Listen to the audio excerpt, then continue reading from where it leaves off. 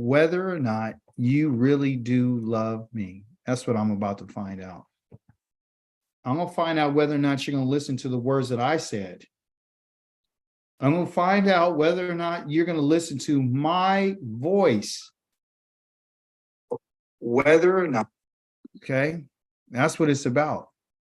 That's what it's always going to be about. I'm going to give everyone another minute. We have a couple more little lambs coming into the gathering around the Most High this morning. Praise be to the living Elohim Yahweh. Those of you who are not opposed to turning your bodies toward the east, towards the land, where the Most High has talked to us and he's established us as his people. Turn your body and orient your body towards that direction as I pray and ask the Most High to give us understanding and bless us today. Hallelujah. Yahweh, we thank you. We thank you for your Torah. We thank you for your mishpatim, your kukim, your rulings and your judgments. We thank you for the people that you've used in our lives. We thank you for the prophets that you have spoken to, Yahweh, and have declared to us your truth. We thank you for the greatest of all prophets, which is Moshe, the man who pleaded with you, Yah. We thank you for his teaching. We thank you that he took it upon himself to expound the Torah to our ancestors. And we thank you for his words today. We know that you love us because you have provided us a way to get back home to you, to reestablish and to restore the relationship that has been broken. As our Father, Yahweh, we come to you and we confess that we haven't done all the things that you've asked us to do. We haven't followed your ways. We've been thrown off. We've been deceived. But we thank you for the light of your Torah and the light of your commandments on this Shabbat. Hallelujah. Hallelujah. Hallelujah. Praise the mighty Yah. You know what? I want to thank every last one of you for coming on Shabbat, dedicating yourselves, devoting yourselves to the Most High. You could be doing anything else right now. You could be out cutting your yard, going filling up your gas tank to go on some type of trip. You could be standing at some type of sandwich shop right now while other people are working and you're receiving the benefits of their labor today. But you're not. You're here. You've been gathered to the Most High. You're an obedient son and daughter to the Most High. And you should feel good about that. You know, all of our lives, we've been told that we're nothing and we can't do anything. We don't have capacity to do that which is right because it's not in us. There's nothing good in you. That is a lie. And that's been the lie that's been told to us for centuries.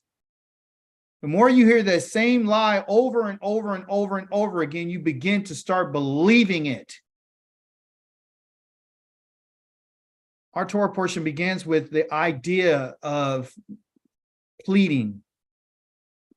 There was a plea that was made by Moshe, and Moshe made a plea to the Most High. Where is it at? Let me see here. My study tools. Where am I at? Where am I? Oh, here I am. Minimize this. Let's get started. We have a lot of information to cover today. May the Most High himself be glorified. The name of our Torah portion this week is called Why Ethchanan. I broke it down for us, as I always do. Each one of these letters represents something. We kind of covered that earlier this week. And he's saying that, and I have caused something. I have pleaded on the behalf of myself. This is an action that Moshe did for himself. He pleaded on his own behalf. He didn't have anyone else to plead on his behalf. So he did it for himself. And the Most High told him, no. He pleaded for Yah to allow him to go into the land of Canaan. He pleaded that Yah would give him the opportunity to go and see the continuation of his work. Most High said, no. There's going to be times in our lives where we can make a request to the Most High that he's just not going to hear. He told Moshe, I don't want to hear about it any longer. Don't mention it to me. But there was something that was found in our Torah portion that I want to share with us. It says, when you are in distress because of all these things have befallen you, and in the end of days, you will return to Yahweh, your Elohim, and obey his voice. Moshe was not able to get what he required or requested of the Most High at that time. But surely he was able to transmit this message to us. This is something that we can't look at from a religious standpoint. My wife this morning, my Isha, she broke something down so cold this morning. I got to share it. We've been lied to. We've been told that everything is about our religious service towards the Most High. And it's not about the relationship that we have with him. The relationship that we have with the Most High has been established way back thousands of years ago. And it's something that's been going on for a long time. And Yah has made promises to our ancestors about how he's going to feel about us. Moshe is telling us here that you are going to be in distress in the last days, in the end of days, which is the time in which we're in today, people. I know earlier when we were Christians, we thought, yeah, we're in the last days and Christ is going to come back on a cloud and he's going to deliver us and we're going to be free from our sins and so forth and so on. The end days for us means that we're going to wake up to the truth of who we are and what we need to do. This is the test to find out if you and I are going to return to Yahweh and obey his voice. When he says you will return, he's talking to the individuals that are inside of a group of people. There's only going to be a small group of people that are going to listen to the voice of the Most High Yah. The Hebrew word for voice is called kol. Kol. You know, it sounds like cold, but it's kol. You can spell it K-O-L, okay, kol, or Q-O-L, kol. So kol means the voice. It means the sound. It means the vibration. Our Torah portion tells it. Put your device on mute, Rivqua. Thank you. The day that you stood before Yahweh, your Elohim at Korev, when Yahweh said to me, gather the people to me that I may let them hear my words, in order that they may learn to fear me as long as they live on the earth, and may so teach their children. Huge. The operative word here is gather the people to me. Gather comes from this word called kahal. Kahal. And what does kahal mean? It means to gather. There is a direct connection between the word gather and the word voice. Okay? There's a direct connection. We can see this by the letters that are being used in the actual words, the Hebrew words.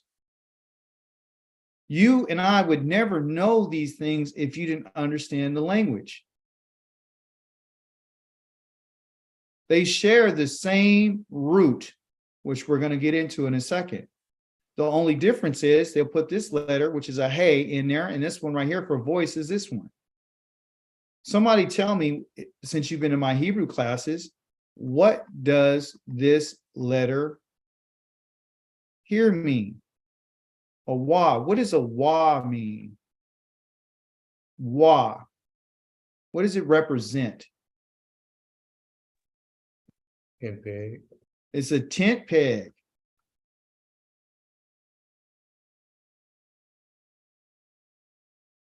And a tent peg does something. It makes a connection. Okay. So this letter that's in between these two letters here is saying, I'm going to make a connection. And I'm going to show you that connection for voice. So the word for voice is cold. And so within that word, you have this idea of making a connection. That's why they're using that letter right there. This letter right here means to look or to behold. And in Hebrew, it's called a hey.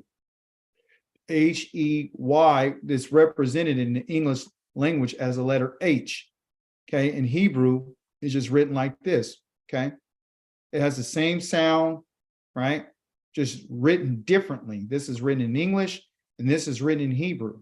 Okay, but the Hebrew letter has a meaning to mean look or behold, or to be like take a side, to go like, oh wow, look, to behold something. Okay, so that's within that letter. So in that word there for gather, it's a matter of taking a very strong look at something, to behold something.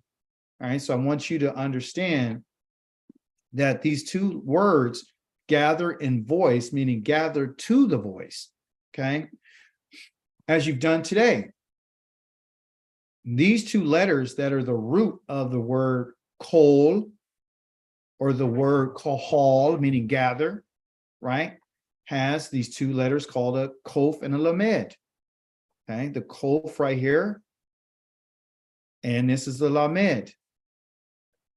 Okay, that's the names of the letters. Okay, but they have meaning. So for example, the staff is the lamed, like a shepherd's staff. That's why it's shaped like that, because it represents a shepherd's staff.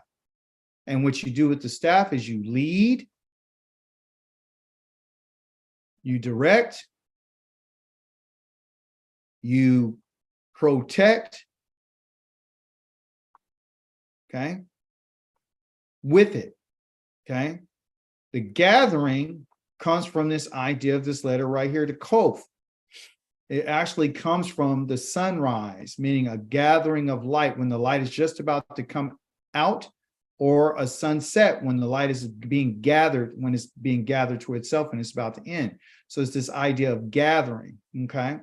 So when you put those two letters together, right, which is the basis of our word for voice, on our basis for our word of gather, it literally means that one is supposed to gather to the authority. The authority is the one who is speaking. That's what an authority is. It comes from the one who has a staff in their hand. The one who has a staff in their hand is the authority. They're the ones who are speaking, okay? And they're the ones who's going to give off the voice, okay? So just like, and we'll read something about here, but let me see. And the kol here is to gather. Okay, so that's the root of our word of voice and our word for gather. Okay, so anytime someone speaks, the one who's speaking is the one who has the authority to guide and to cause those people or animals to be gathered to the one who is speaking. You showed up this morning because you have been called to be gathered to the voice of the Most High. The one who is doing the gathering, the one who is gathering the flock, is known as the shepherd. Okay, so the children of Israel were looking at Moshe as the shepherd, but they often would forget that he's the one that the Most High has dedicated and, what you would say, assigned to be the shepherd over the people.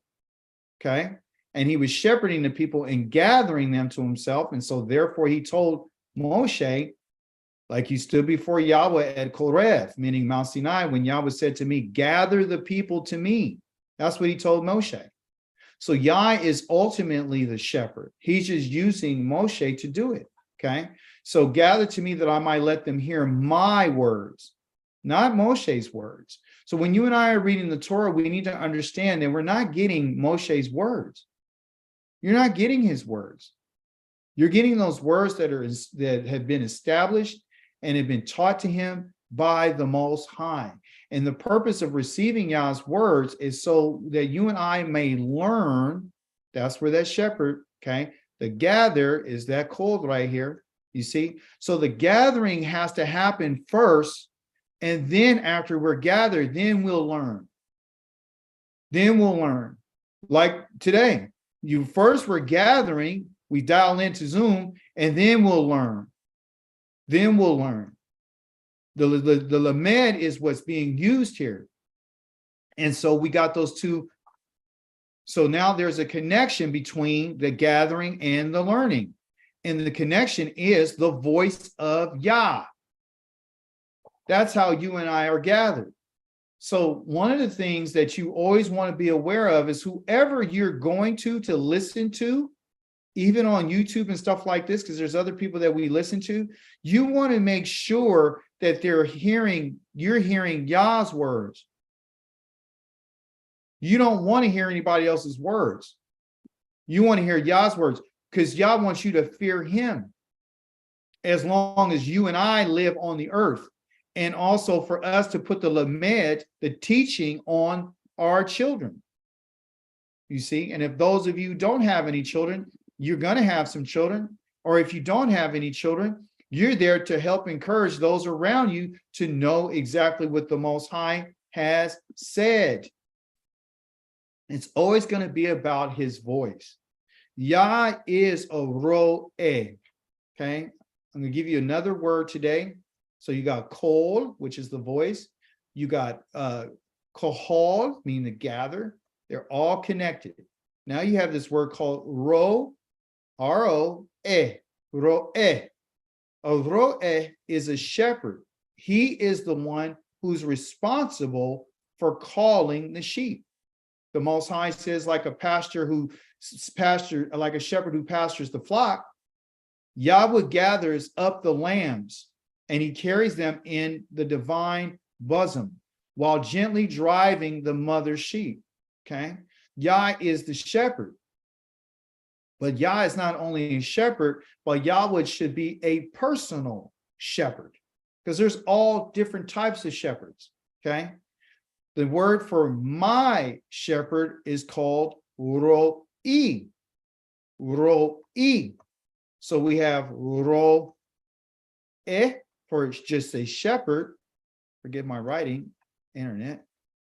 Ro'eh. This is ro'i. Ro'i. That's mine, personal. He belongs to me and I belong to him, meaning that I have acknowledged and accepted him as my shepherd. Okay. And when you say that Yah is my shepherd, that means that you're going to listen to only his voice. Sheep know their shepherd by their voice. The New Testament says that Christ said he was the good shepherd. And the reason why people are coming to him is because of what he's saying that resonates with them. Well, this is what King David said. Tehillim, winning Psalms 23:1, says, Yahweh is my shepherd. I lack nothing, meaning I am not going to be diminished in any way at all. I have everything that I need. Hebrew would say, Yahweh ro'i, lo exar. Okay. Yahweh ro'i. That's all he's saying. Yahweh ro'i. I lack nothing. I'm not going to be diminished in any type of way because I know that Yahweh is my shepherd. He's the one who's shepherding me. He's the one that I'm listening to. For thus said the sovereign Yahweh, here I am. I am going to take thought for my flock, and I will seek them out. This is Yah talking to us in the book of Yechezkel, which is known as the book of Ezekiel. It says that the children of Israel are scattered. And he said, I am the sovereign Yahweh. I am. Here I am. When he says, here I am, he's speaking. That means that his voice is going out, and he says, I'm going to take thought for my flock, and I will seek them out. The way that Yah seeks us out first is he has to gather us. Listen to what he says. As shepherds seek out their flock when some animals in their flock have gotten separated, so I will seek out my flock. I will seek out my flock. Now, when he talks about a flock, everyone, he's talking about he didn't say a herd. He said, I'm seeking out my flock. That means there's only a small amount of sheep that belong to him. There's only a few lambs that's his. He says, I'm going to seek out them. I will rescue them from all the places to which they are scattered on a day of cloud and gloom. To which they were scattered on a day of cloud and gloom, a day of darkness. I'm going to rescue them. I'm going to seek them out. And the way that he does that is by sending out his voice. I will take them out from the peoples, and I will gather them from the countries, and I will bring them to their own land. And I will pasture them on the mountains of Israel by the water courses in all the settled portions of the land. See, so we see a whole bunch of things. Yah's going to rescue. Yah's going to take us. Yah's going to seek us out. He says, I'm going to take them out of the peoples, and I'm going to gather them from the countries, and I will bring them to their own land. The destination is to bring the sheep back to the land that they were supposed to be pasturing in, the one that's supposed to feed them and care for them. A lot of Yah's sheep right now are ill, and they're sick, and they're wounded, and they've been treated harshly by other so-called shepherds that have not been loving and kind and healing us, okay? So Yah says, I have to do this myself. And he does this through his voice, which ultimately has to do with his words, which you find in our book of Davarim. Davarim is the words spoken. Words are the order, because that's what words mean in Hebrew, davar. And davar means to be in order, okay? It means to have things in order. So this is the reason why you and I read our Torah, because the Torah will give you instruction in order to bring order to your thinking. This is what the Most High wants to do. He wants to set your mind right. And the way that he does it is through words.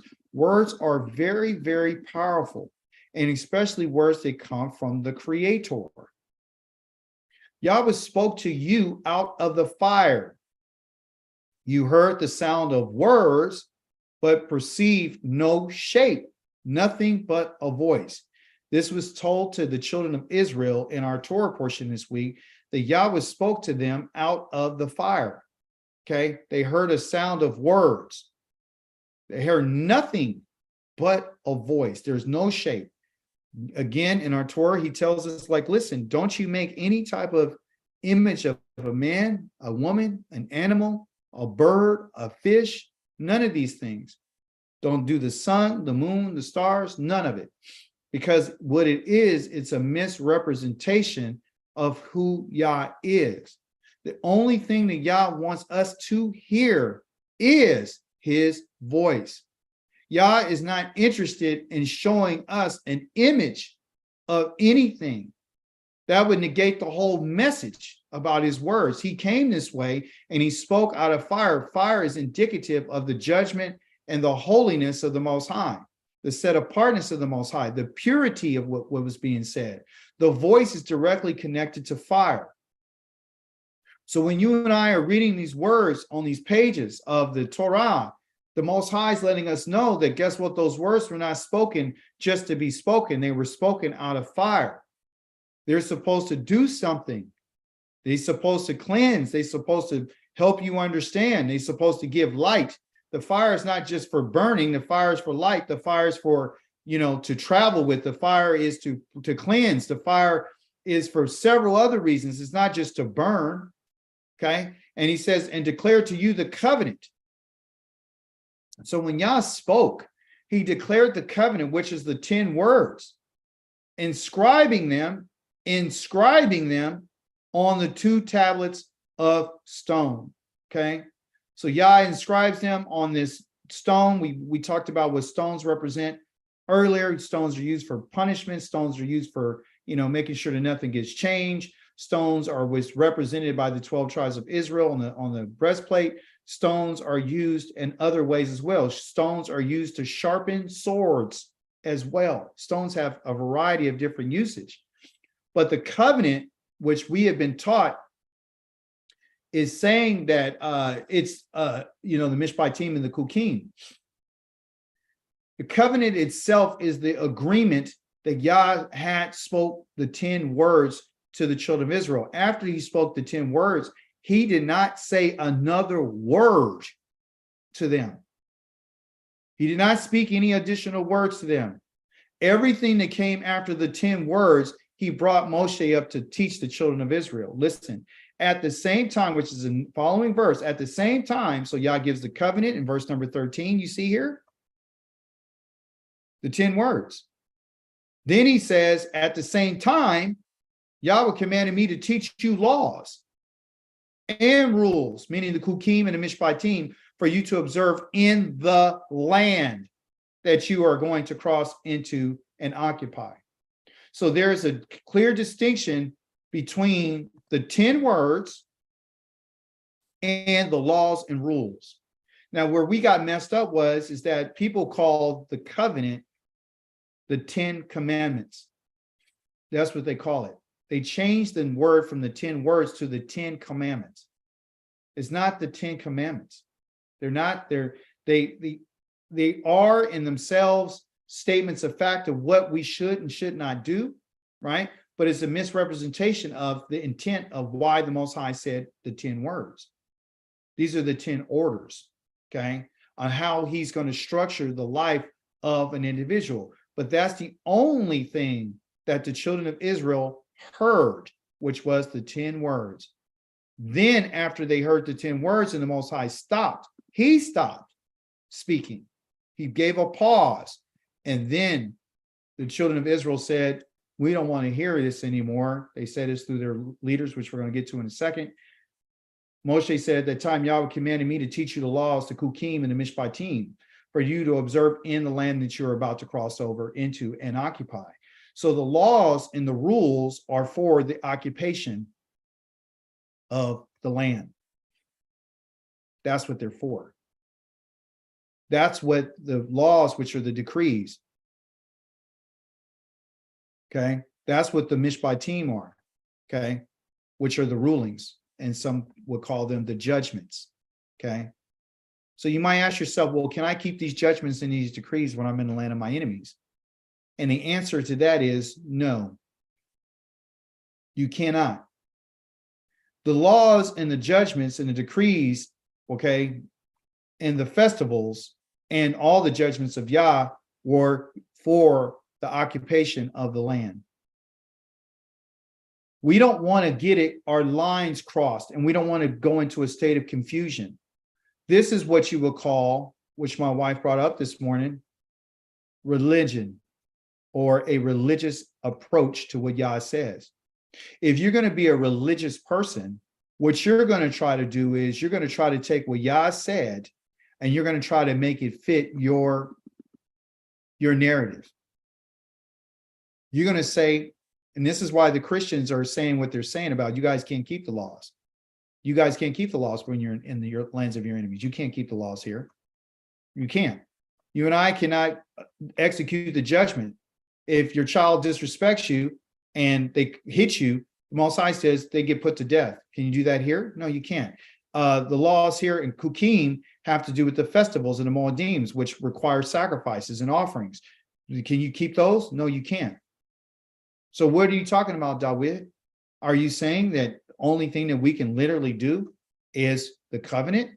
Yes. What I'm going to say to you, in my understanding, okay, that the Most High has made very clear through the language, is the fact that the 10 words were declared to us, which you and I know what those 10 words are. Okay. Somebody tell me what the first one is. If you can remember. What's the first Have word? no other Elohims. You're not going to have any other Elohim before me. You understand? Now, the question is, can you do that? Yes, you can. Okay. Listen what he says. For your own sake, therefore, be careful, most careful, since you saw no shape when Yahweh spoke to you out at Korev out of the fire. Meaning that the whole purpose of chapter number 4 is telling you about Yah telling you that there is no one else except for him. That's the reason why. That's the reason why for the 10 words. That's the reason why the agreement, the covenant.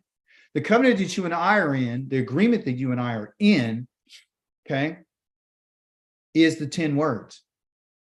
That's the covenant. The covenant is the 10 words, okay? Meaning, you shall not have another Elohim before me. You shall not make any graven images. You shall not use my name in vain. You shall remember the Shabbat. You should honor your father and your mother. Never kill anybody. Never commit adultery. Never steal. Never bear false witness. And never covet what belongs to your neighbor. All those things in which was mentioned in the covenant, in the agreement, is what Yah has bound us to. Yah is the one who sent Israel into captivity, people, knowing that when you get there, you're going to worship their gods of wood and stone. I know where I've sent you. I'm not sending you there to find out how to make a sacrifice about a lamb or a goat. I'm not sending you there for that. I'm sending you there so you can make a decision about whether or not you want to uphold the agreement that I made with you on Mount Sinai. That agreement, okay, they call it books, but it's really the scrolls, are found in 2 places. Shemot, which is Exodus chapter number 20, and Devarim chapter number 5. These are the 2 places. Shemot 20 is when the Most High initially says this to the children of Israel. Devarim 5 is Moshe doing a recap on what Yah said. He's letting them know, remember when the Most High said, he's bringing it back to their attention. It's been over 40 years since between Shemot 20 and Devarim 5. There's a 40-year period. But he reminds them of what I said 40 years ago, what the Most High said, what he said 40 years ago. And I'm going to remind you of what he said here in chapter number 5. The first word that Yah said is, I am Yahweh. Anoki Yahweh, your Elohecha. I am your Elohim who brought you out of the land of Mizraim, the house of bondage. You shall have no other gods besides me, like a Koti, Claudia, brought out. Because this is the most important part of the covenant. Yah is the one who is the Elohim. He came and spoke to the children of Israel to let them know that there is nobody else besides him. When he says, don't have any other gods before me, what he's saying, there is not to have another, but not to have any come after me. This right here, no other, means a car. And a car means after. That means last days. This God's here that he's talking about, according to what he says, you shall not have, that you shall not have really means he shall not exist to you. Who's the he? This is the Christ character in the last days. You don't supposed to bring another God or another image in front of me. That's the only reason why the Most High spoke to us in a voice. It's the voice that's going to bring you back to Yah. It's not going to be the image of a dove flying around as the Holy Spirit. It's not going to be a man who's nailed to a cross, who bled out and cried out, you've forsaken me, Eli, the Sabachthani, and all this kind of stuff. That's not what's going to bring you back to Yah. It hasn't brought us back to Yah in the past. It hasn't brought us to the laws, the statutes, and the commandments. What has brought us to is a place of us being tied up and being held captive and being held hostage by the fact that they tell you that there's no good in you and you can't do anything good because you're just a sinful creature. You don't have no power to change your ways. You're incapacitated. The most important word of the covenant is I'm Yahweh, I'm your Elohim. And if you forget that I'm the one who brought you out, I'm the one who brought you out of bondage. I'm the one who brought you out. I am the one who's going to bring you out again. So don't make the mistake of bringing another God before me to say someone else is your Elohim, because you're saying what I did, I didn't do it, somebody else did. I'm going to be your only savior. There's a lot of questions that were asked in the Torah portion, or more or less the Haftarah. There was only one question actually in the Torah portion. Excuse me. There was only one question that was asked in the Torah portion, which we're going to get to later. But in the Haftarah, there was questions asked. And these are questions that you and I need to ask ourselves, because Yah is asking us these questions. Okay. And in Hebrew language, they don't use punctuation like, a question mark. They don't put these in the text. They never use a question mark. In English, they'll use it and they'll say who. Hebrew, this is a question. That's a question. When you say this, and the way that you say it is, can anybody say that? What does that say? Me. Me. That's it. You want to ask someone a question about who it is or whatever, just say this word, me. That's what it says. So when in Hebrew, they ask a question, they use that in particular word. Okay. Interrogative or interrogative. The question is this, and this was found in the Haftarah. Who measured the waters with the hands hollow and gauged the skies with a span and meted the earth's dust with a measure and weighed the mountains with a scale and the hills with a balance? You guys know who this is? Me? Mise. Who's this? Yahweh. Exactly. Next question. Who has measured the spirit of Elohim? He's asking a question, me. Who has measured the spirit of Yahweh? What's the answer? No Who? one. No one. Look at the contrast. Who's the one who did this? Yahweh. Who has measured the spirit of Yahweh? No one. What man has been his counselor, causing him to know anything? Who? What's the answer to that one? No man. No man.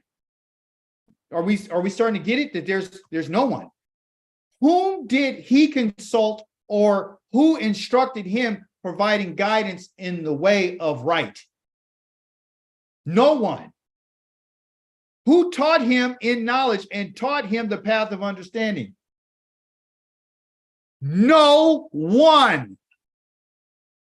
The question that's asked here, or all these questions, if you notice, is about consulting. It's about instruction.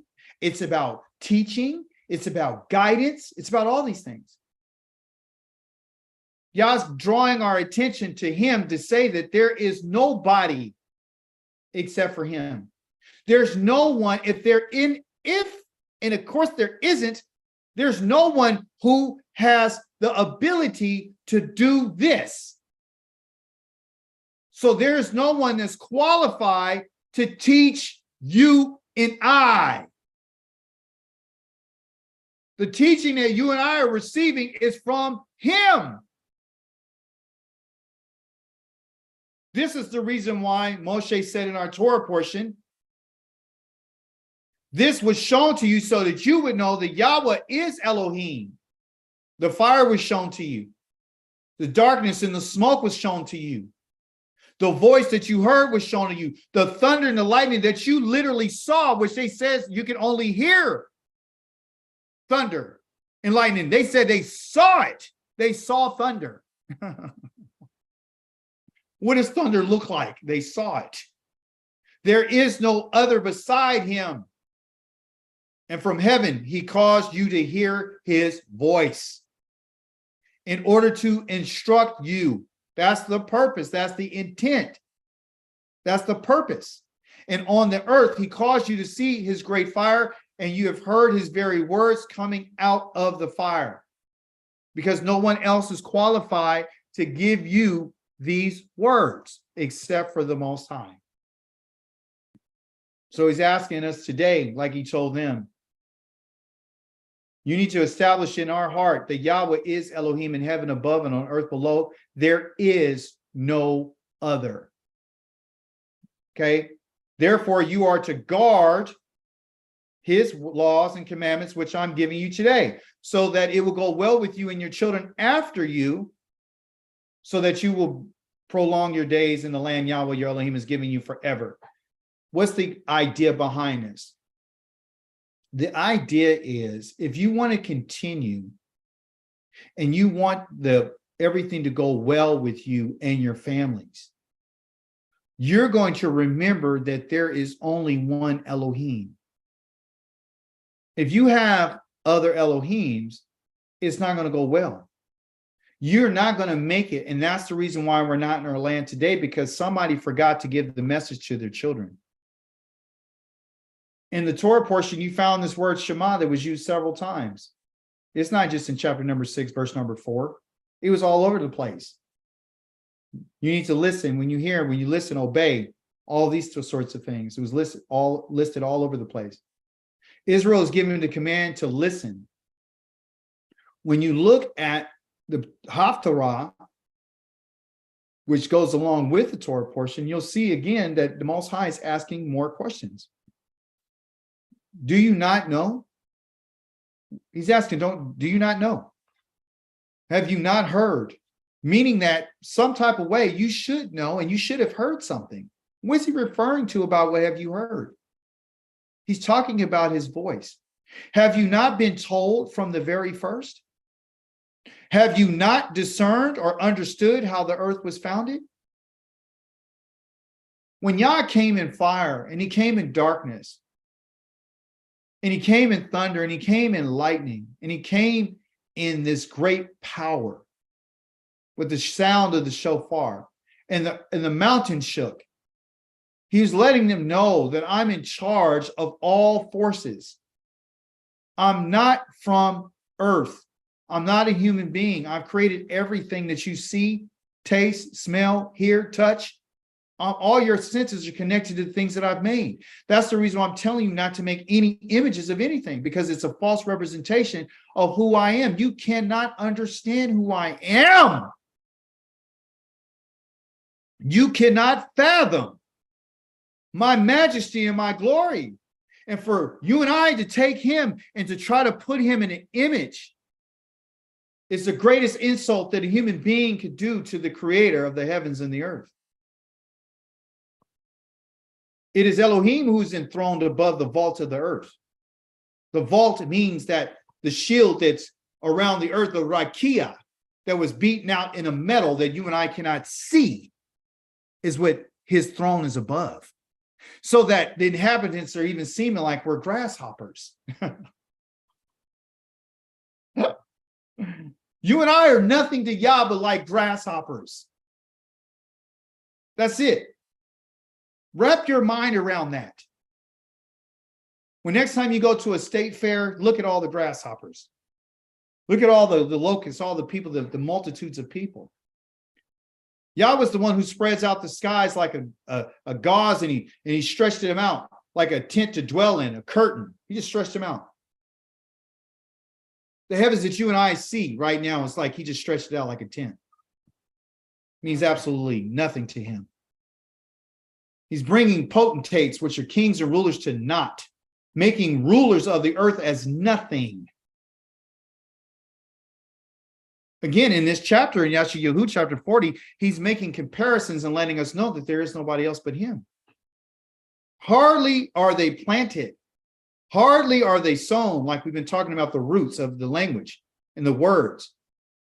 People are like a root system. They have both a parent and both parents and a child. He's literally saying they're nothing to me. Their stem has taken root in the earth, but Elohim blows upon them and they dry up. And the storm bears them off like straw. That means that they're not going to continue. So the question is, and always will be, to whom then can you liken me? To whom can I, the Most High saying, be compared? Says the Kadosh One, making reference to a man. So anytime anyone's making reference to him as a man or making him as anything, you're sadly mistaken. He says, lift high your eyes and see. Who created these? The one who sits or sends out their host by count, talking about the stars, who calls them each by name. Given such great might and vast power, not a single one fails to appear. Because he calls them. And how does he call them? He calls them with his voice. Yah commands the heavens by his voice.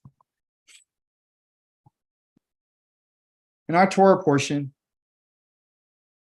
we hear a lot about what the Most High is saying through Moshe to the children of Israel. Moshe had made a plea to the Most High to let him go into the land. And Yah says, I'm going to cross over you. I brought out earlier this week where it made a mistranslation and mistranslation. It said that he was angry. No, he wasn't angry when Moshe asked him. He was not angry at Moshe for pleading on his behalf. He just said, I'm going to cross over you and give it to someone else. Someone else has to do the job. Okay. Also, you read in your Torah portion which says, at that time, Yah was angry with me. He was angry with Moshe when Moshe did what he did. But at the time of him pleading, the Most High wasn't angry with him. When the event happened, he was angry with him. Okay. This word that I have right here is called Yishma. Yishma. Okay. Yishma. Yishma, in a very simple term, means this word Shema means to listen and to hear. The Yi right here means he. So Yahweh listens, he listens, and he hears. Okay. Not that he obeys. Yah hears. He listens and he hears. He gives attention. And one of the things that he gives attention to in your Haftarah is Yaakov's plea. Yaakov has a plea. Yisrael has a plea. As a people, they're pleading, they're asking Yah. And I think earlier I brought it out about what the plea was. It's called Ethkanan, but the actual root is called Kanan. And Kanan basically has this letter right here, right? And these two letters right here, which is a CH, which is the Ket. And the next one is a Nun. Okay, those are the root of the word. And basically, without going too far in it, is literally saying that Moshe wanted Yah to allow him to continue. And that's why he asked him, can I go over to the land? And Most High said no. So when anyone is making a plea before the Most High, what they're really asking the Most High to do is to allow them to continue. That's what a plea is, okay? In the sense of a Hebrew plea, okay? It's not like going to a court case, but it's like, I'm gonna make a plea because I want to continue. You know, that what I mean by continue, the first letter is that Ket, which is a wall. And a wall goes around, it encircles things. And more than likely, it has to do with the tent wall. So when you have a tent, you know, you put your tent up, you're saying, you know, don't take my tent away, right? So if you're not asking me to take my tent away, you're asking, let my tent continue. What do you mean talking about my tent? Let my family continue. Let my heritage continue, right? Let the tent go back up. Don't take my tent down. Keep my tent up. Put the pole in my tent and allow my tent to go erect and stand straight up so that I can have that along with, because Jacob is not just one tent, it's all many tents. It's all kind of tents. And when you have tents, you have what they would call a family. You have a mishpachah. Okay. That's what you and I are going to have, a mishpachah. And your mishpachah is your family. Your mishpachah is your family. It's your tent. It's your dwelling. And it's consists of more than just one tent. And then when all those tents are together, you guys are camping. And in that camp, you got kids running around. You got the old people with their canes walking around telling stories. You got people barbecuing. You got people baking some bread. You got people drinking wine. You got people playing music. You got people doing a whole bunch of stuff. And so what Moshe wanted was, hey, I want to see this great work you're doing, but I want to continue with this family. God saying, no, you can't. There's a plea that's found in the Haftarah that you and I should be looking for. When you look at the Torah and you look at the Haftarah, it gives you more understanding about what the Torah is talking about. Okay. So, and here, when I talk about Yishma, he's asking Yah to listen to him. And we need to find out what the Most High says. So when we talk about this Yishma, in chapter number 40 in your Haftarah, it says, why do you say Yaakov and why declare Yisrael? My way is hid from Yah, and my cause is ignored by my Elohim. When you read this, you're asking like, well, what does this really, really mean? You know, what do you mean? Why do you say Yaakov? The Most High is saying that Yaakov has said this. Yaakov is speaking, right? And Israel is saying things, right? So to say is Yaakov, and to declare, which is to put the devar, which is to say a word, is Yisrael. What they're saying as a nation, as a people, is my way is hid from Yahweh, not in a negative way, not like I'm hiding my sins, because that's what a lot of Christians would say. You're hiding your sins. No, you're not. This is not talking about sins. He says, my way is hid from Yahweh, meaning that the way that I'm going, whatever I'm going through right now, it's out of Yah's sight. He can't see it. That's what they're saying, that he can't see what my situation is. And often we as a people, we have a bad habit of saying things like this, like Yah doesn't know my situation. What I'm going through, Yah has no idea about what I'm going through. That's an error on our part. And that's part of our DNA. As you can see, our fathers have said this. Okay. And then they're also said, my cause, meaning my plea, is ignored by my Elohim. This word plea or whatever right here is my mishpat, which is my judgment. So Jacob or Israel wants Yah to make a judgment on their behalf. That's why they're making a plea about their case to the Most High. And they're acting as if the Most High has completely forgotten about them in their situation. Yah has not forgotten about Israel, everyone. Yah has not forgotten about you or me. Yah has not, when it says ignored, what they're saying is the same word that is said about Moshe, which is Yah said, I avar, I crossed over. Avar means to cross over. Okay. That's what avar means. Like, you know, ivri or avar.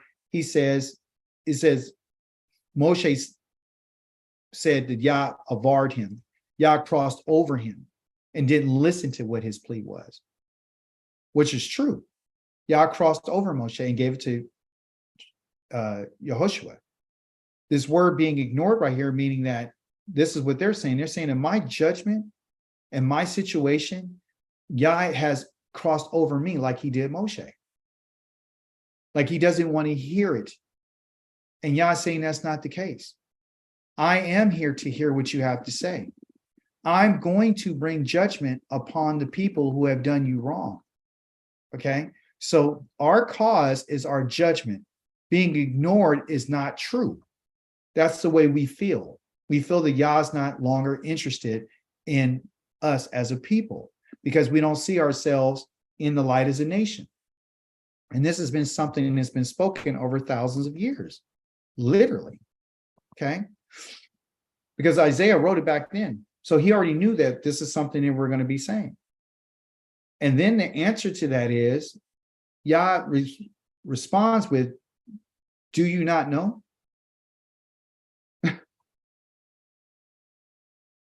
That's what he's telling you and I. You don't know? You don't know? What is it that you and I have not heard? I'll go back again. Why do you say Yaakov Why declare? Why do you speak, Israel? My way is hid from Yahweh. My judgment is crossed over or ignored by my Elohim. Yah says, do you not know? He's having a conversation with us. Do you not know? Have you not heard? The eternal Elohim is from old. The creator of the earth from one end to end, from end to end. Never grows faint or weary, whose understanding cannot be fathomed. Now, looking back in the Haftarah, where he's asking these questions about who did this, who did that, who instructed me, who do this, who do that. He's letting us know, you guys, that there is no one except for him. No one else has brought it to our attention. No one else is going to tell us what the end is from the beginning. This is the reason why he's telling you, if you don't look at me as the eternal Elohim, from old, from ancient times. If you don't remember the first word of the covenant, that I am Yahweh, your Elohim, who brought you out of the land of Mitzrayim, right? You have no other God before me. If you don't remember that, if you don't know that, and if you ain't ever heard that, then you don't know that Yah is the eternal Elohim from old. You don't understand it. You don't understand the power and the might that the Most High has. You don't understand that he's the one who's the creator of all things. If you got somebody else's name in your mouth and you grabbed hold of someone else and you love someone else because you think that this is what God is going to show his love to you by giving you to kill an innocent man for you, then you don't know and you haven't heard. The message for us is always going to be the same. Yah is not a man who grows faint and weary, like Christ did at the well, where he was running out of water and he begged the woman to give him some water, and she gave him some water. And if you know who it was that asked you, you would ask me for water. None of that kind of stuff. Yah never grows faint. He never grows weary. Yah never gets tired. And for you and I to come to a place in this time where we believe that we understand him, then we don't understand Yah if we think that we do understand him. That's what he's letting us know, that he's the eternal one and that he never gets old and he never grows weary. He also asked the question, who gives strength to the weary? If Yah would become weary, then how could he give strength to the weary? If Yah was a man, how could he give fresh vigor to the one who's spent? He said, youths might grow faint and weary, because they do. Young men stumble and fall, but they who trust in Yahweh shall renew their strength. As eagles grow new plumes, they shall run and not grow weary, and they shall march and not faint. I told you about Yishma. Now this is called Yizkar. Within this word right here, the Most High is telling us something. He's saying that Yah's entire purpose is to remember. Ye again is he. And our root word right here is Zakar. Z-A-K-A-R. Sakar, which means remember. Yah remembers the ancestors' covenant. That's what he remembers. The covenant that he made with our ancestors was to give us three things. He says that I'm going to give you land. Number two, I'm going to give you descendants. Number three, I'm going to be your Elohim. That's what he said. There's no eternal life in this. There's nothing else. It's things that are attached to the land that you could get. You know, you can get some vineyards. You're going to get houses like Moshe mentioned. He said, but don't be careful not to forget the Most High. You're going to get that which appertains to the land. You're going to get vineyards, houses. You're going to get trees. You're going to get fruit. You're going to get land for vegetation, for grass and wheat and barley. You're going to get figs and prunes and pomegranates. You're going to get all kinds of stuff. You're going to get honey. You get all these different things. There's gold in the land. There's copper in the land. There's everything that goes along with the land. What are you going to get in your descendants? You'll get males and females. You'll get the ones who are strong and some that are weaker. You're going to get those that are beautiful and some that are okay. Sorry, it's what it is. Leah wasn't beautiful, but she was a descendant. She's entitled. Do you understand? You're going to get descendants that are righteous, and you're going to get descendants that are wicked. You're going to get those who are just and those who are unjust. You're going to get those who are going to want to do what they want to do. There's good and bad in all of this. Okay? And ultimately, you're going to have a relationship with Yah. That's what you're going to get. And that's what has been offered to us as a people. He said, I've chosen you not because you were the strongest or because you were the mightiest, but I chose you because you were the few and because I loved your ancestors. Therefore, I'll remember the covenant I made with them. I swore to them, it's based upon my word. I remember them. Just like I'll remember the plea that I made with, or your plea, which you're asking me. I'm not going to forget you. But I don't want you to forget me. See, that's why I'm always asking you, have you not known? Do you not remember? Have you not been told? Deuteronomy 34:30 says this, in your distress. Remember, it opened up with why you're in your distress. Well, all these things come upon you in the what? The Akarith Hamayim. Okay? You will return to Yahweh, your Elohim, and listen to what he says, which is his voice. For Yahweh, your Elohim, is a merciful Elohim. Okay? He will not fail you, destroy you, or forget the covenant with your ancestors, which he swore to them.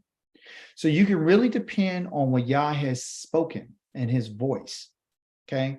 When the Most High speaks, he speaks in order to make things to be, like when he spoke to make the heavens and the earth. That's what he did. So I want to break out this word about this Akarith. I've talked about it before. Okay. The word there is called akar.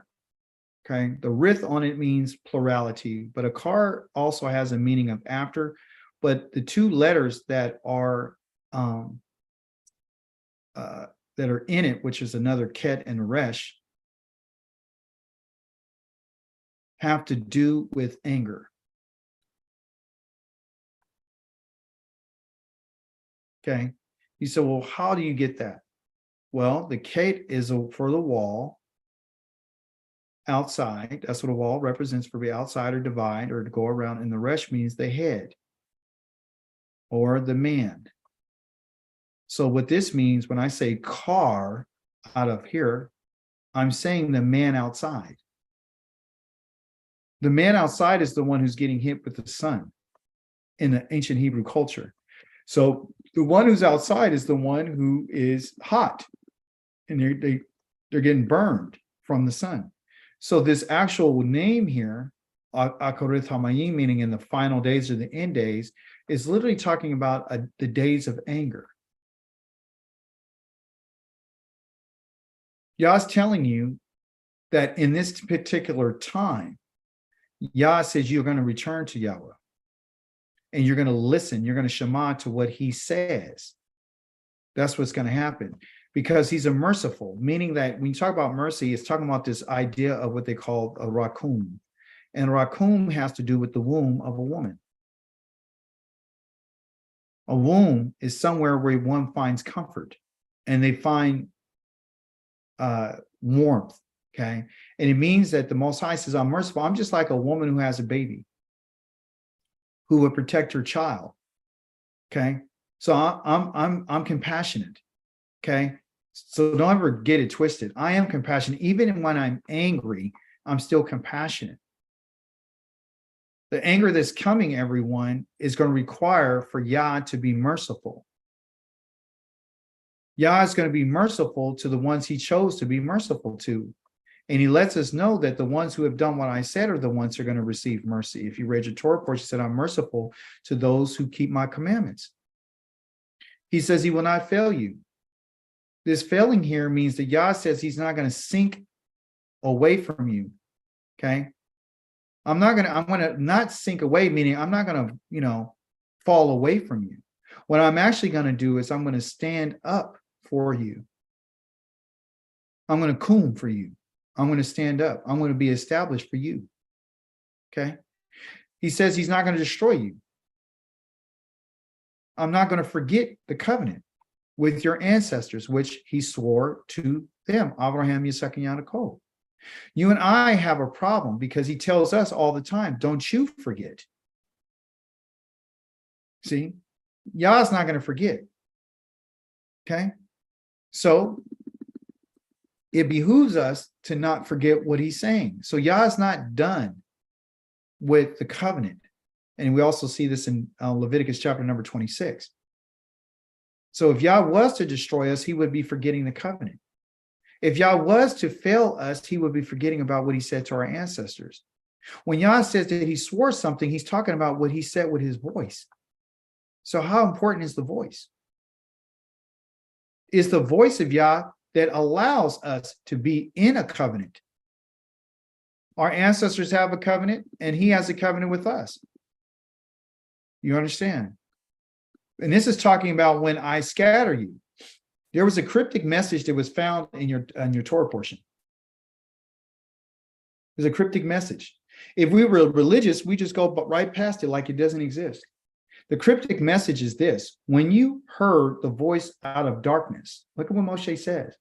While the mountain was ablaze with fire, you came up to me, all your tribal heads and elders, and said, our Elohim has just shown us his majestic glory, and we have heard his voice out of the fire. We have seen that this day that humankind may live through, though addressed by Elohim. Let us not die. Then, for this fearsome fire will consume us. If we hear the voice of Yahweh, our Elohim, any longer, we shall die. For what mortal ever heard the voice of the living Elohim speak out of the fire as we did and lived? Okay. The cryptic message is, what mortal has ever heard the voice of the living Elohim speak out of the fire as we did and lived? The king has spoken. In your Haftarah, you find that the Most High says, then the glory of Yahweh will be revealed. All humanity will see it, for the mouth of Yahweh has spoken. What glory of Yahweh? He's referring to the glory that they saw on Mount Sinai. So if Yah is going to reveal his glory and uncover his glory, and all humanity is going to see it, that means the Yahweh is going to speak to all humanity. That's the reason why they asked a question.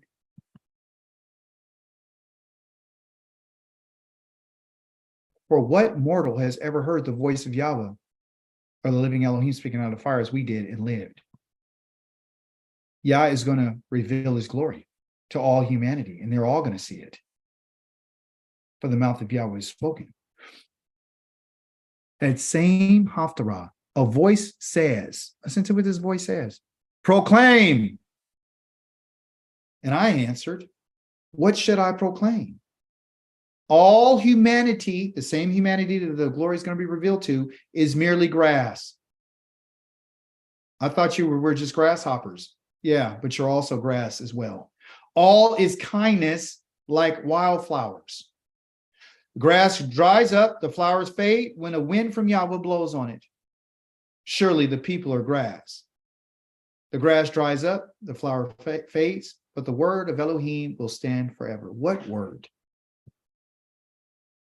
The word that's spoken by the voice.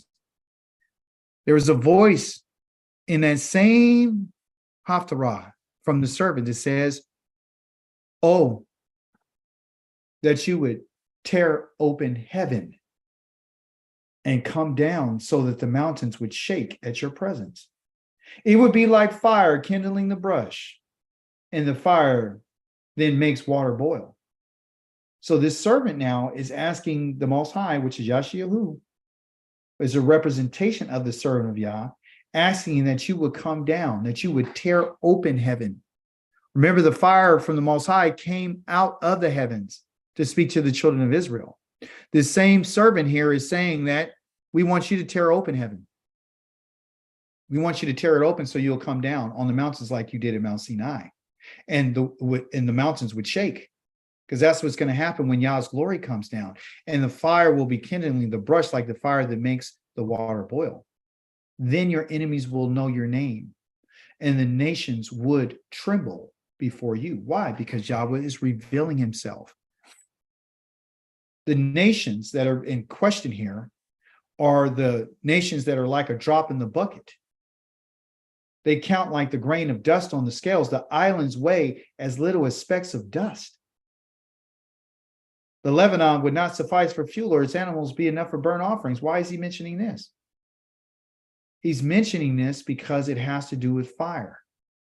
When he talks about a burnt offering, you know that the only way that the burnt offering is going to be happen is for fire. When he mentions Lebanon, he's talking about all the trees, all the cedars that are found in Lebanon. He said that won't be sufficient.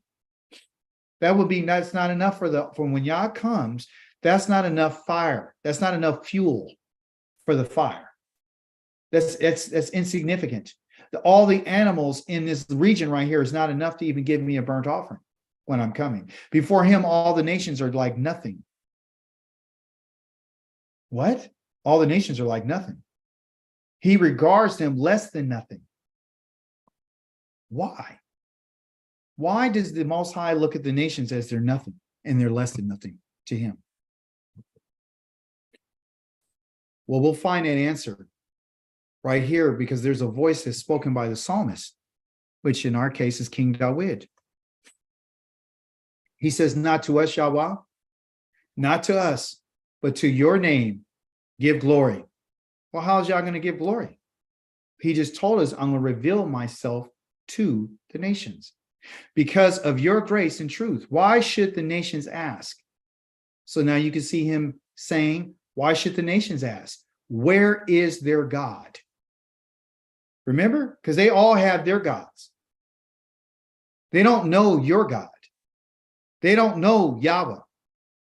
They don't have a clue about who he is.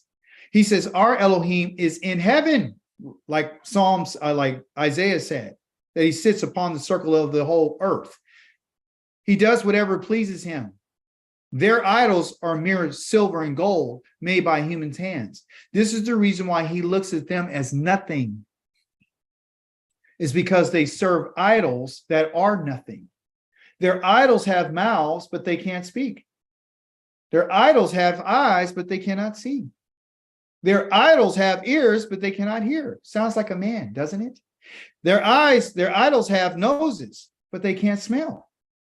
They have hands, but they can't feel. They have feet, but they can't walk. With their throats, they can't make a sound, which is a voice. The people who make them will become like them, along with everyone who trusts in them. Well, what do you mean become like them? Oh, you're going to have a mouth, but you can't speak. You're going to have eyes, but you can't see. You're going to have ears, but you can't hear, right? You got a nose, but you can't smell. Literally, you're dead. Often we ask ourselves, why don't people understand what we're saying? Because the words that you're speaking to them are words from a living Elohim, and they're dead. Because they follow idols.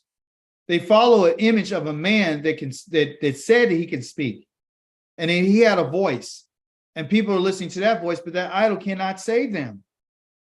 You see?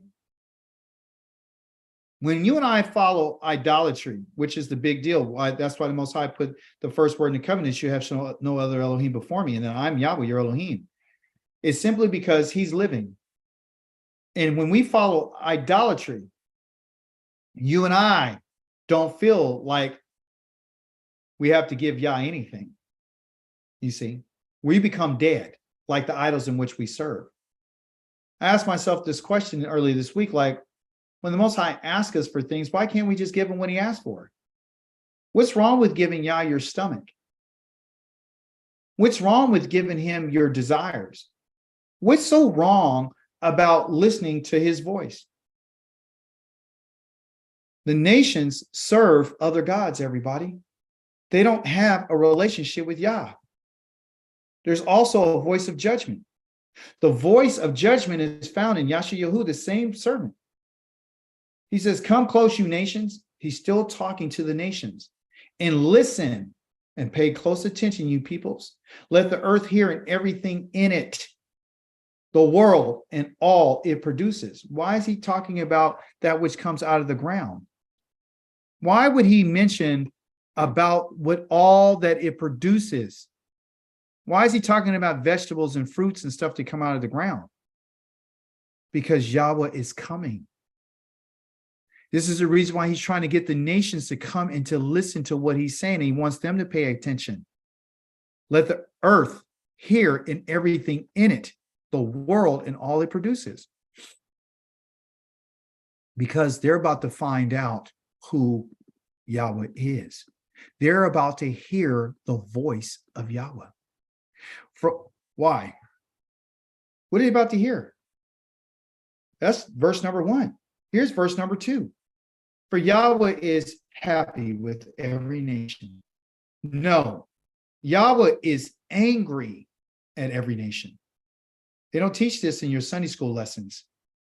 They don't tell you that Yah is furious with all their armies. He has completely destroyed them, and in the perfect tense, in his mind, they've already handed them over to be slaughtered, every last one of them. The slain will be thrown out, and the stench will rise from their corpse, and the mountains will flow with their blood. Yahweh is coming. And Yah is angry at all the nations. But why, David? Why is the whole host of heaven going to be decomposed? What are you talking about? The heavens that you see are going to be decomposed? Yes. The heavens themselves will be rolled up like a scroll. All the array will wither away like a withering grape leaf that falls from the vine, or withered fig from a fig tree. Yahweh is coming. And when he speaks, things are going to die. Moshe tells us, again, several times to Shema and to listen and obey. He summoned all the sons of Israel and said to them, Shema Yisrael, the laws and the rules that I proclaim to you this day, I need you to learn them, guard and do them. That is the basis of our relationship with Yah. Well, David, I thought you said earlier that we are under the covenant and we have to focus on those things, and that the rulings and the mishpatim and the kukim, we can't keep them, but I never told you that you couldn't learn them. I never told you that you couldn't guard them.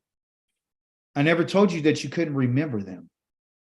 I never told you that you can honor them. You can have a desire, but don't you ever cross the line and say that you're doing them.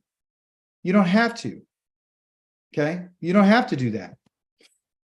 Because what the Most High wants us to fully understand is that the thing that he's been after the whole time is for us to listen and obey him. That's what it is. That is the command. Hear Yisrael, Yahweh our Elohim. Yahweh is Echad. Yah is one. Yah is unified. Yah is one. What do you mean? Echad. There's that ket again, and here's a dalet. You know that right there means wall.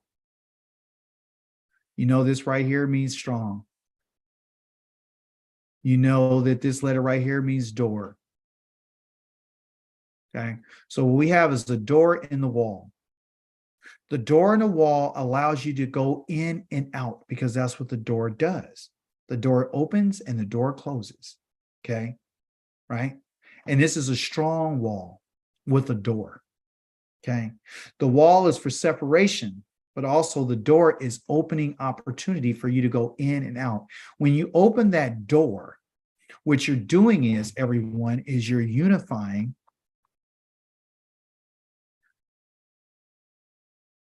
Oh, forgive me for this writing. It's just this pen, this internet. You are not utifying, you are unifying the outside with the inside. What do I mean by that? What I'm saying to us is that Yah wants to unify the inside with the outside. That's what he wants.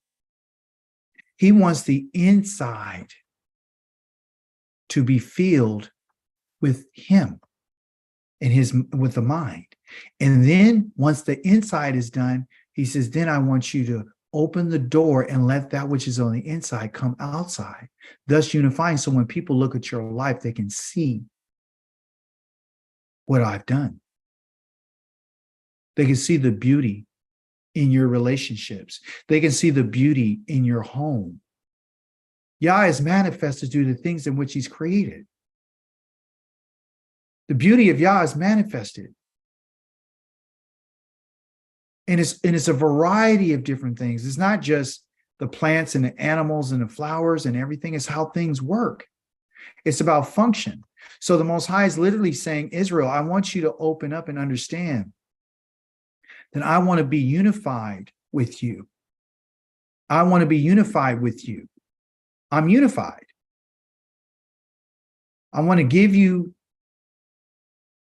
the unification between me and you. I want to be unified with you.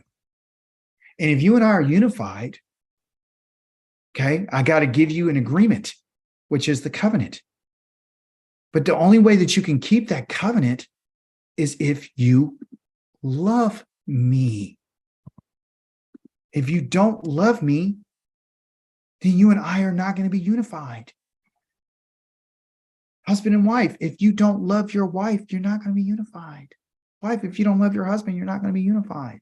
You're not a God. He's given us the institution of marriage to teach us about him.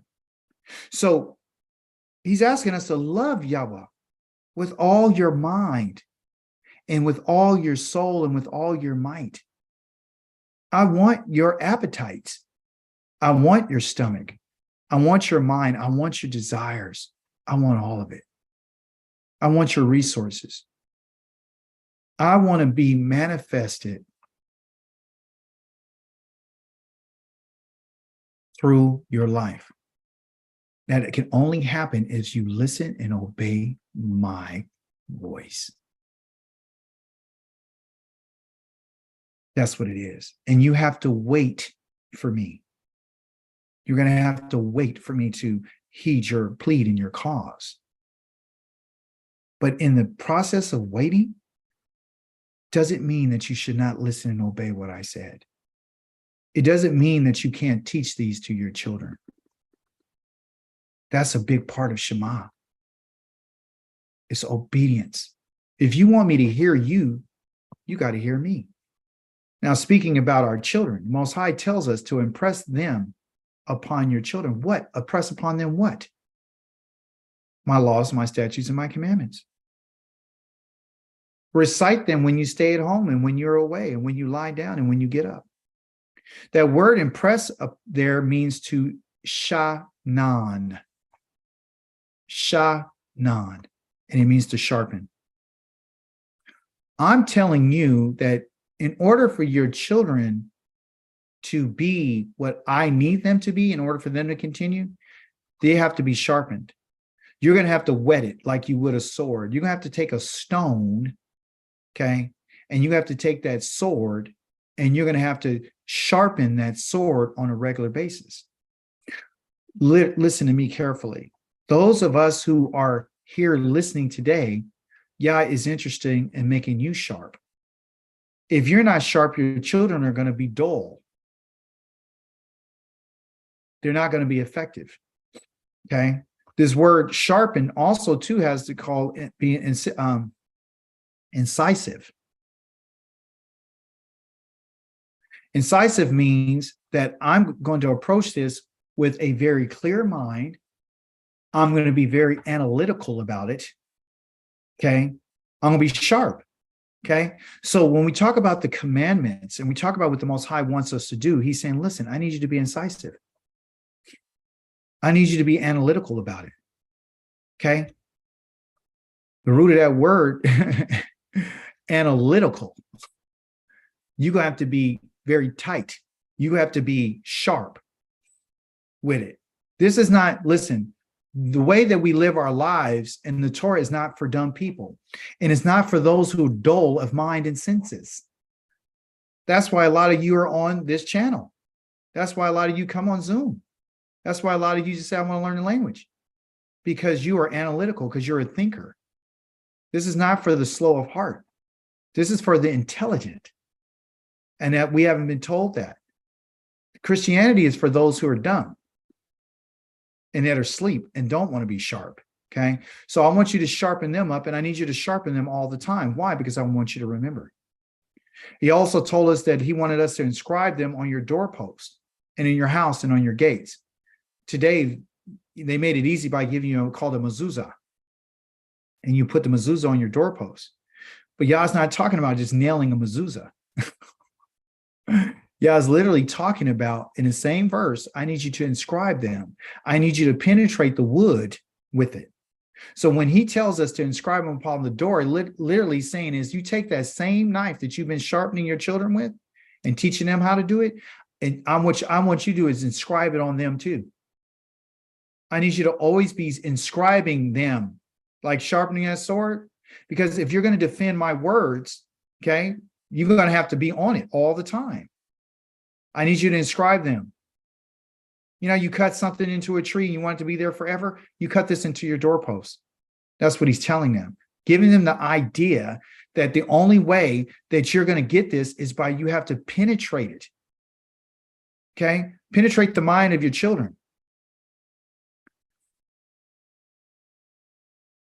Who? Me. Me. Yatain. Wa. Haya. The lavavam ze lahem. La yiradioti. The lishmore the kol le mitzvotai. The kol le hamayim. The laman the yitav de lehim. The livnehim. The lo olam. What did I just say? Well, the first part of this sentence or this phrase is who. This is in your Torah portion. Is asking a question. The first question is who. And I'm going to explain this. Right? I told you earlier in the Torah portion, there was one question that was asked versus all the other ones that are mentioned in your Haftarah. This one says, who is he that will give and exist a mind to fear me and to guard all my commandments all the days for the purpose or the intent of things going well with them and their children? The Most High is asking you and I a question. You can find this in Deuteronomy chapter number 5, verse number 29 to verify what I say. They have it listed and translated in English as, oh, I wish that they would always have a heart to fear me. Yah has never made a wish. Yah is asking a question.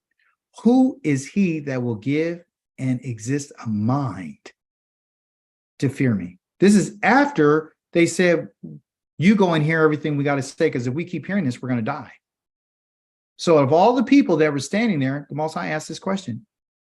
Which of any of these people that will give and exist a mind to fear me? Fearing Yah means listening to his voice. Listening to his voice means that you have a command. The command is to guard. Therefore, you need to keep your sword sharp all the time, all your days. That's the purpose of our lives. The purpose of things is that Yah wants things to go well with us and our children.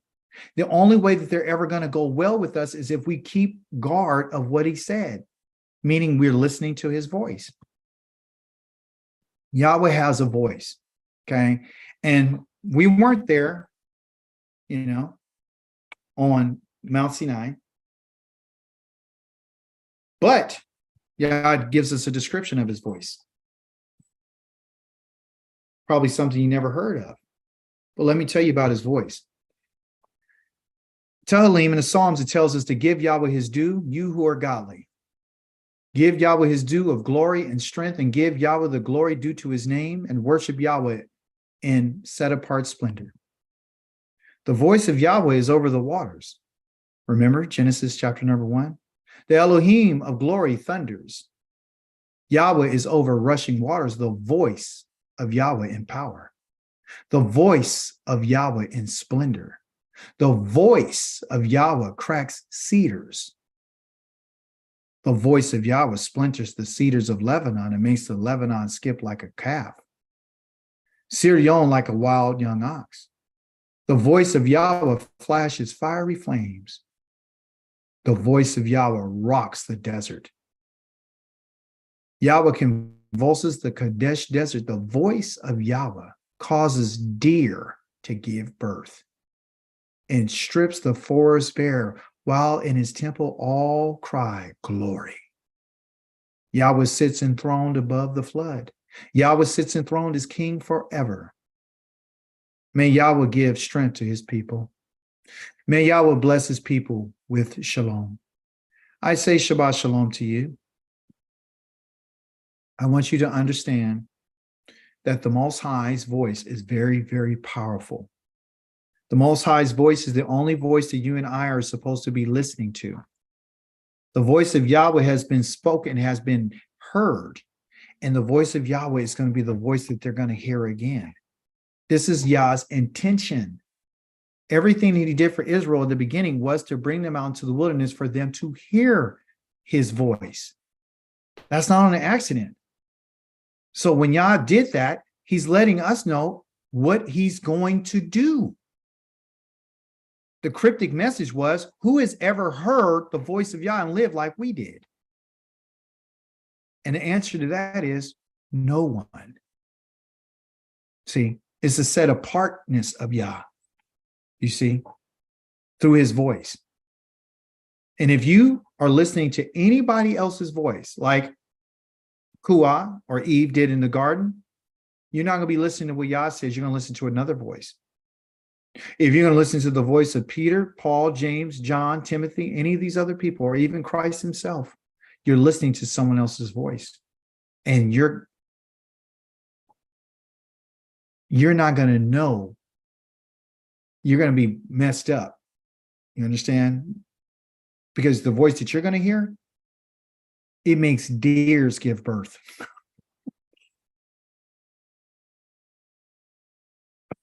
The voice that you and I are going to hear shoots out fiery flames. The voice makes everything shake. It's going to make everything burn up. Yah is not human. Yah is not from earth, everybody.